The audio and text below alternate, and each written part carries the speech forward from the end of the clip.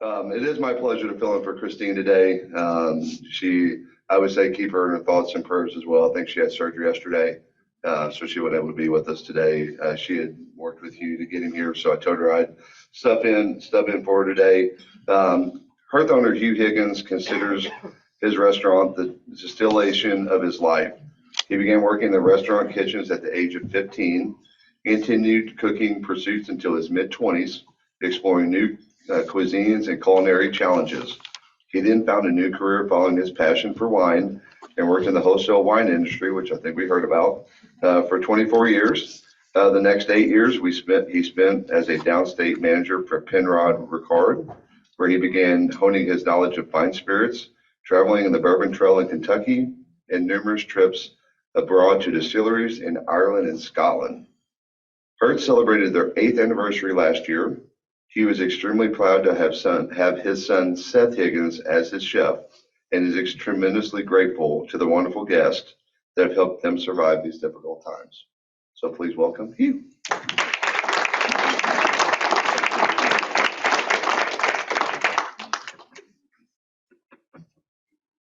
Thank you, Jason. And so many wonderful faces out here, so many familiar faces. Go back a long time, Greg. There's my Kathy back there, my dear Kathy. Kathy's our host at Hearth Restaurant whenever we can wrangle her away from, how many jobs you got, girl? Yeah. Who knows? She's a busy, busy lady, but thank you.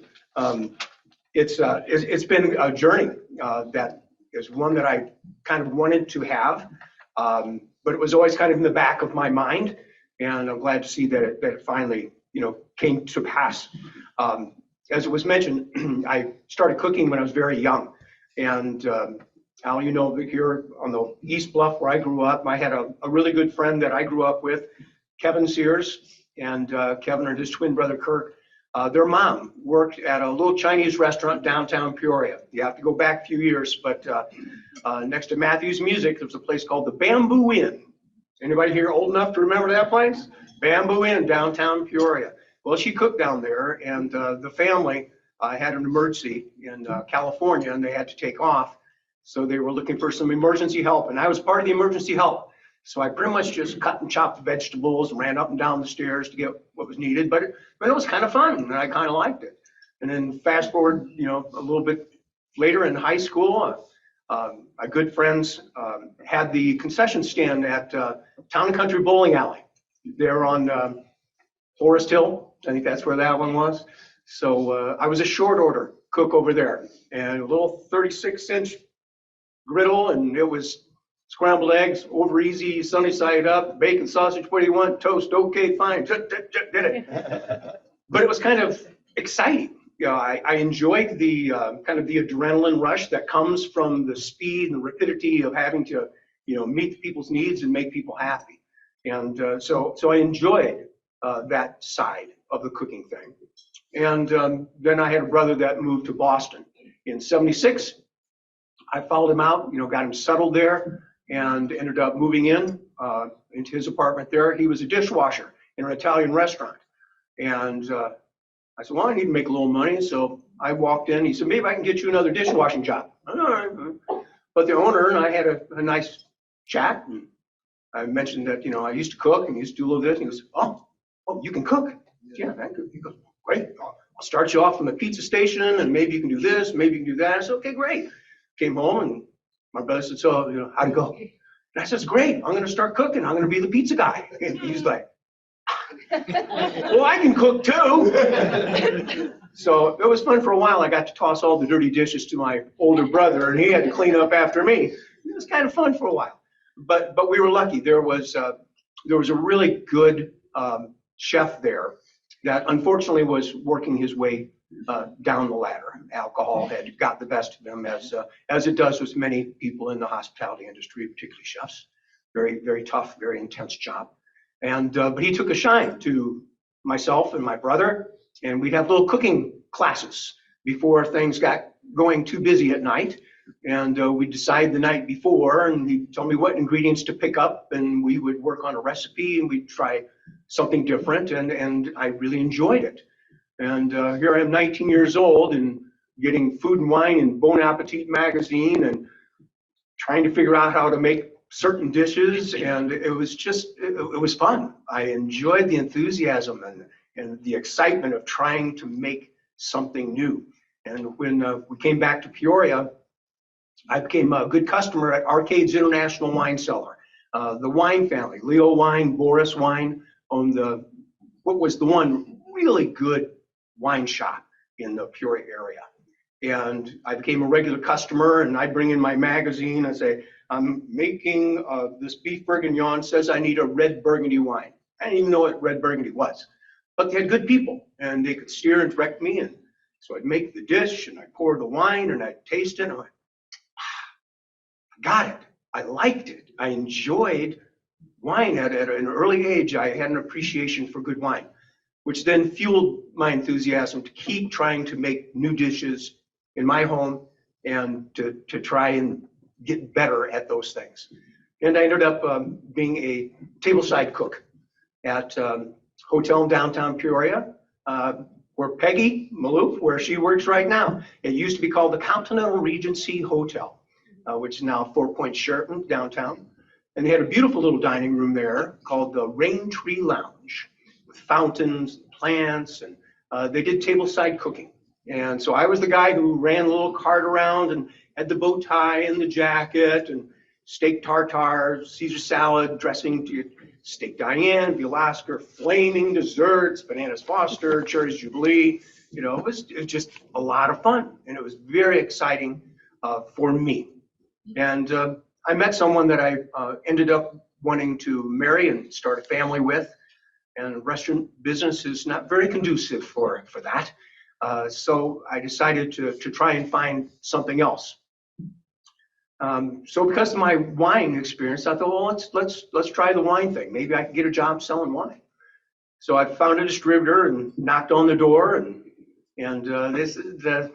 no, we don't have anything. And I said, well, the guy up at Arcade's International Wine Cellar said you just got rid of your wine guy, and I really know something about wine. And they go, yeah, it didn't work out.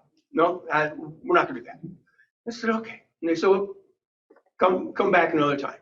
So I came back 2 weeks later. Is it no? So we don't have that job right now. But maybe come back next year. So January 2nd, I went back. And he said, well, you got determination. I'll give you that. So we sat down, we had a little chat, and their company had just bought a local beer distributor, and they weren't ever in the beer business. It was new to them. And they just needed a grunt soldier to go out there and build displays and do stuff. And so they offered me that job. And I gratefully accepted, but said, just so we know, this is not the job that I want, but I'm just glad to get my foot in the door. And fortunately, they had a young manager at that company who saw a little something in me and gave me an opportunity. And they rearranged the routes, and 6 months on the job, I ended up with every hotel, restaurant, and country club in the Tri-County area. And anybody who had a wine list, those are the people that I called on. So it was a connection to the restaurant side that I was able to maintain and keep for, like I said, 24 years. And during that time, I worked for Greg's company at Midwest Sales and Standard Wine and Liquor, used to be in Pioneer Park. All those companies are gone. The small independent wholesaler was, the dinosaur, unfortunately, in the world of consolidation. So I saw the writing on the wall, and there was a distributor that was coming into the Peoria market. Small company in Springfield, but they were going to be a bigger company. And sure enough, that is what happened. It started off as Mueller Distributing in Springfield, which became Romano Brothers Beverage Company out of Chicago, which became Southern Wine and Spirits for the Midwest. And today, Southern Wine and Spirits, I think, is in 44 states. Huge company. And as that company grew, I got to grow with them. And again, was always able to keep my restaurant connection because I could talk food, I could talk wine lists, I could talk to chefs. And so they always kept me connected to hotels, restaurants, and country clubs. Then I ended up finding a team, and they let me put together a team of people that were like me. And I found a great guy in Springfield and one in Champaign, one in Bloomington, and ended up dipping into the talent pool at the Country Club of Peoria and stole one of their employees, who was the assistant club manager at that time. So I got to manage a team of people like me, which allowed me some travel now, in a larger circle in downstate, again, staying with restaurants the whole time. And then a wonderful opportunity came where they allowed me to specialize in just wine. So I became the on-premise manager for downstate Illinois, and all I had to do was deal with wine in restaurants and didn't have any spirits obligations. And that was a wonderful job because it afforded a lot of travel. So my boss kind of got a little irritated because he said I was the travel manager for downstate Illinois, but it allowed me to go to Napa and Sonoma sometimes 3-4 times a year to go to winery visits. And when you're the guest of a winery, boy, they treat you really good. I had some of the most wonderful food prepared by fantastic chefs, paired with beautiful wines, educational opportunities to be with a chef who's now in charge of the artisanal cheese board of California, and to have him teach a class where this is the right wine for this cheese. This is why this works here. This is why this doesn't work here. This is how it is. So the education was wonderful, and I just had a hunger and a thirst for it, and I just never let up. I just kept wanting to learn more and to cook more and to save those memories. And I'd have journals. I keep little books, and if I had a great meal, I'd write down this wonderful meal, or buy the chef's cookbook. You have a cookbook? Could you sign it for me? And talk to the chef, great, or ask the questions. And I just kept building up this kind of arsenal of recipes for my own personal use. But going back to 76 in Boston, my brother and I always said, after a couple of beers at the end of the night, it's like, maybe someday we'll have our own place. Yeah, wouldn't that be great? We'll get our own place someday. And when my career changed, the Pernod Ricard years, it was one of those big brass rings that I thought, this is going to be the most wonderful job. And it was great financially. It was a terrific job. The benefits, they were just wonderful. I never thought I could aspire to triple-digit type of a job with everything they had and the trips to Europe and all of that. And while it was great for a while, the bosses kept rotating. It was about every 2 years a new boss. And they just got uglier and uglier. I just didn't have a stomach for it anymore. I was hating myself. I didn't like my job. It was interpersonal in very many ways. I wasn't happy with my life on a multifaceted level. So I knew I had to change. And I considered, getting out of the spirits industry and just getting into wine again because I loved wine so much. But I just thought, around the corner, there's another one of those bosses out there that I'm just not going to hit it off with. So what do you really want to do, Hugh? What do you really want to do? And the restaurant is something I'd always really wanted to do. And because I'd worked with so many wonderful restaurateurs, had good relationships, and saw some wonderful restaurants run extremely well, managed really well. And I was able to learn from them. And I also saw some very successful restaurants run terribly and run very poorly. And I was like, I would look and I'd say, I can do that. I know I can do that. So I said, okay, if you did it, what are you going to do? So I conceptually came up with the idea of, I think, something that was a little more comfortable, not so fancy, something that was a touchstone for me. I'm originally from Kentucky. I love the Southern food. I love the comfort. And that's what led me to that name, Hearth. The name means so much to me. If you look at those, it's just a 6-letter word. You take the first 5 letters, it's heart. So that's what we try to put in everything we do. You look at the last 5 letters, it's earth. We try to use local farmers whenever possible. Now, we're here in the Midwest, and it's not easy to do in January, that's for sure. But if you're true to the food, to the product, if you make things from scratch, you can honor the earth. So when the weather's good, I'm at the farmer's market all the time. I'm hand selecting all the fruits and the vegetables that we use at our restaurant. We try to respect that in every way, everything that we do. In the middle is art, ART. And we also honor local artists whenever possible. At the restaurant, there'll be some pictures I'll pop up here in a few minutes. You'll see work by Doug and Eileen Loynick, beautiful photography, David Vernon, hand-blown glass from Hiram Torreson, a Midwest jewel. These guys are tremendous artists. Ceramics, paintings from my dear Steph Van Doren. Local art adorns the restaurant, honoring them as well.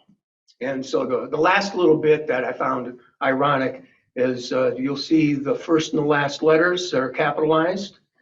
That's a little vanity there.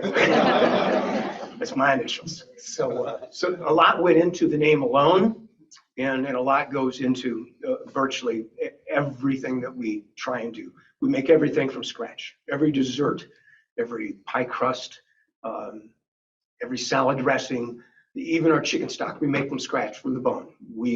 If you start at the beginning, you can control the quality, sodium content, no MSG, no additives, nothing processed. There's a lot of people out there who have dietary needs, and they feel comfortable coming to our place because they can ask the question and say, do you know what's in this? I go, yes, I do. We know everything that goes into every dish. So that helps people out a lot. And we just try to do it simple, but simply nice. We just try to be as good as we can and try to change a little bit all the time. Our menu is very consistent. It's been a lot of the same dishes for 9 years now. A lot of the dishes are the dishes that we began with, but some of those dishes have changed. And some things we move around a little bit and try to change those as well. I've been yakking. So there, yeah, thank you. So there's some of that artwork in the main dining room. We did recycled architecture with the barn siding down below. Go ahead and pop over if you would, thank you. And the side tables on there, there's some of those hand-blown glass, some of the other art from my dear artist friends that are in this market. Please and thank you. Back room, nice room. We have a good room in back there. We do about 24 people back there, private parties. Close it off. We can make it nice and quiet for you. On the bar. The bar. It is one magnificent bar. There are over 300 whiskeys alone behind our bar, in addition to a lot of the other things. And people enjoy kind of playing stump the owner or stump the bartender. It's like, do you have grappa? Yes, I have one that's Moscato, and I have one that's a pear. Okay. Absinthe? Yeah, yep, got that. Got this, got that. We love having a beautifully well-stocked bar. And we have a wonderful rewards program. We do whiskey flights. Instead of having one drink on the rocks, you can have 3 smaller drinks side by side. Not only are you having a great drink, but it's an educational experience as well. Tasting 3 Irish whiskeys side by side. Now, what's the difference? We can tell you the difference. So we love walking people through, and we've had a tremendous loyal fan club for our whiskey program. Then the dishes. So like I said, some of the dishes are very consistent, always here all the time. But my customers, they need a little extra love. They need a little excitement too, otherwise you get bored. So in the spring, we try to celebrate seasonality. In the spring, soft shell crabs. Not everybody's cup of tea, but something you don't usually see in the downstate market. Soft shell crabs can be done in a classic preparation with sauteed, with white wine, lemon, capers, a little bit of butter. Truly classic French, or you could do a deep fried soft shell crab as well. So we have a lot of folks that just can't wait for spring. And it's just such a joy to see a mother and daughter come in, and the 7-year-old daughter says, I can't wait for my soft shell crabs again. It's just so fun. Come on. My son is my chef. Yeah, it was alluded to. Gosh, what an evolution he has gone through. So proud. I tell you, there's just not much anything I don't think he can cook, and he can do it really well. He started learning to cook from me initially.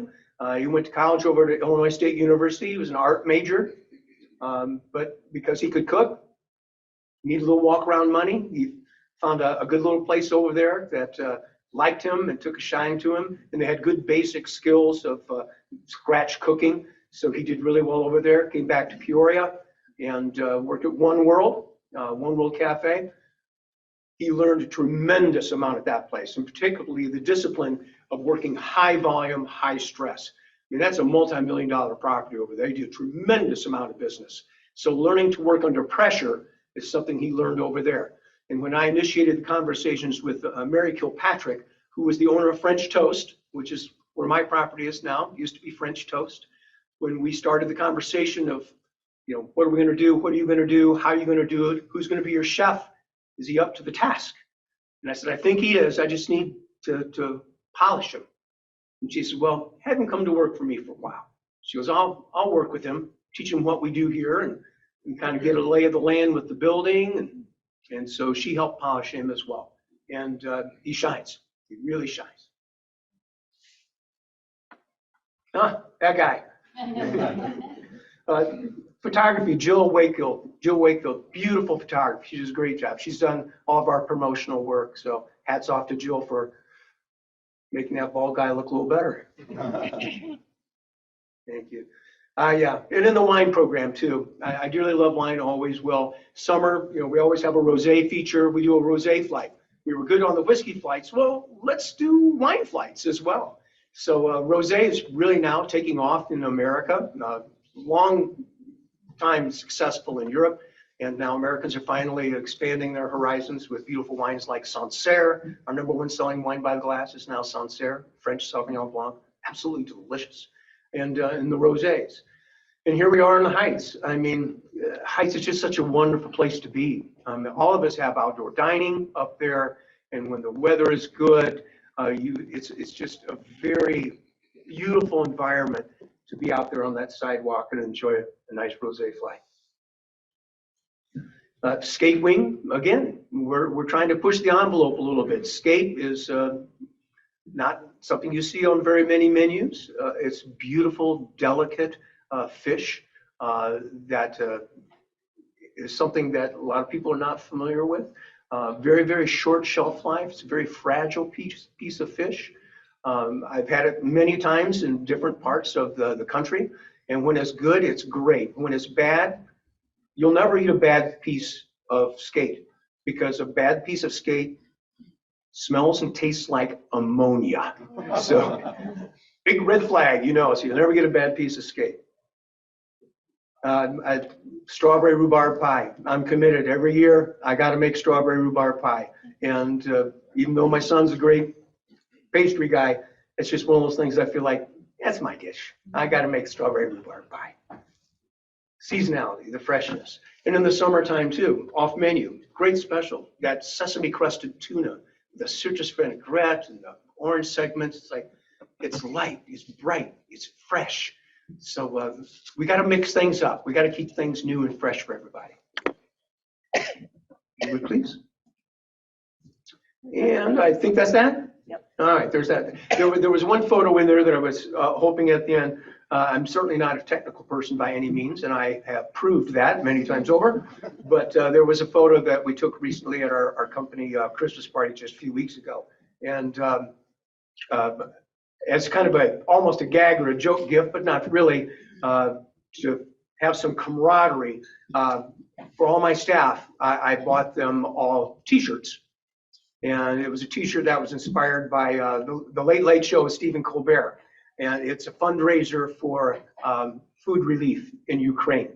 There's an amazing chef called Jose Andres. And Jose Andres does work all over the world.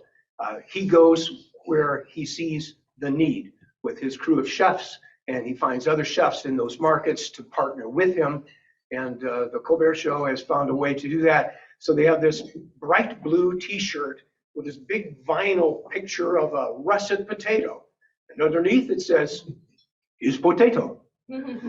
So Jose Andres and the World Central Kitchen, all shirt sales go to help fund this particular project, which is feeding people in Ukraine.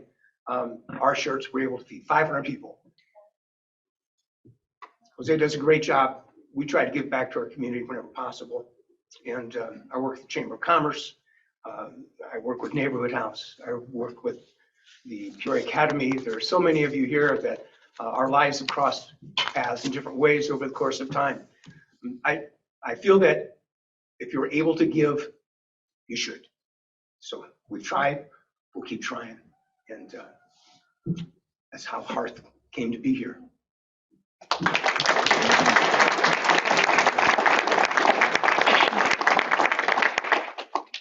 Speaking of local products, have you ever tried to make anything with Asian carp? I have not. We have been approached. It is a viable product. It's very reasonable. It's very bony. I know there's some cakes that have been made out there. I have not done it. It's not everybody's cup of tea. I know some restaurants have, but I don't see it on the menus anymore. I think there's a reason it's not there. Anybody else? Well, good. Well, good. Thank you for this opportunity. It's again, it's so nice to see so many people that have been so kind to me for so long. I wouldn't be here if it wasn't for my staff. I have the most wonderful staff. I know I brag on my son a lot, but to the person, I mean, to the dishwasher, to the sous chefs, to the bartender, to the servers, my day cook Amanda Flores has been with me for 9 years. I've been here 9 years. She's been here 9 years. That woman is worth two of most any men back here in that kitchen. She's awful good, but she's just one of the many pieces of the puzzle that help make Hearth Restaurant work.